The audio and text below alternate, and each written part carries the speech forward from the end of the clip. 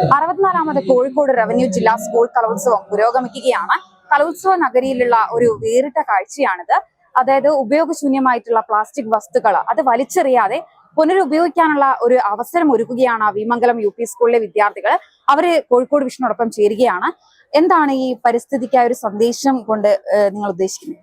ഞങ്ങൾ വിമംഗലം യു.പി. സ്കൂളിലുള്ള കുട്ടികളാണ്. പരിസ്ഥിതി ക്ലബ്ബ് വിദ്യാർത്ഥികളാണ് ഞങ്ങൾ പലരും വേസ്റ്റ് ചെയ്യുന്ന പ്ലാസ്റ്റിക്കുകൾ കൊണ്ട് കുറെ അധികം പ്ലാസ്റ്റിക് സഞ്ചികളും പിന്നെ എല്ലാവർക്കും ആവശ്യമായ വിത്തുകളും എല്ലാം നൽകുന്നുണ്ട്. ഞങ്ങൾ സീഡിന് പല ക്ലാസ്സുകളിലും മാതൃഭൂമിന്റെ പല പല വർക്കുകളിലും ഒക്കെ പോയി എത്താറുണ്ട്.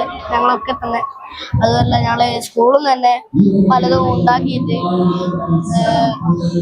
നടത്താറുണ്ട്, വിൽപ്പന നടത്താറുണ്ട്. അതുകൂടി അല്ലാതെ ലവ് പ്ലാസ്റ്റിക്കും സീഡിന്റെ അഖിൽ സാറും അനുഷ് പേച്ചിയും എല്ലാം ഞങ്ങളെ സപ്പോർട്ട് ചെയ്യുന്ന ചേച്ചിമാരാണ്.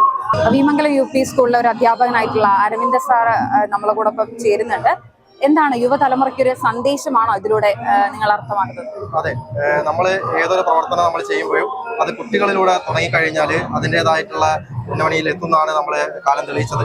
അതുകൊണ്ട് തന്നെ ഈ ഒരു വലിയൊരു മാമാങ്കത്തിൽ, കലയുടെ മാമാങ്കത്തിൽ നമ്മുടെ വിമംഗലം യു.പി. സ്കൂളിലെ സീഡ് പരിസ്ഥിതി ക്ലബ്ബും അതുപോലെ തന്നെ മാതൃഭൂമിയും സംയുക്തമായിട്ട് പരിസ്ഥിതിക്കെതിരായിട്ടുള്ള ഒരു ക്യാമ്പയിനാണിത്.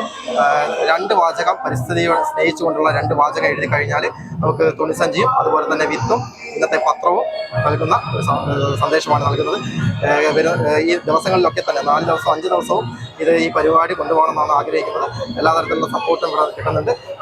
ഇനിയും ഇത്തരത്തിലുള്ള പ്രവർത്തനങ്ങൾ എല്ലാ വിദ്യാലയങ്ങളും മുന്നോട്ട് വന്ന് നമ്മുടെ കുരുന്നുകളെ പരിസ്ഥിതിയുടെ പോരാളികളാക്കി മാറ്റണമെന്ന് മാത്രമാണ് ഈ അവസരത്തിൽ പറയാം. വളർന്നു വരുന്ന തലമുറയ്ക്ക് വലിയൊരു സന്ദേശമാണ് വിമംഗലം യു.പി. സ്കൂളിലെ അധ്യാപകരും വിദ്യാർത്ഥികളും നൽകുന്നത്. ക്യാമറ പേഴ്സൺ ശ്രീലാൽ മേപ്പിയൂരിനോടൊപ്പം ആദിത്യ വി.കെ, കോഴിക്കോട് വിഷൻ.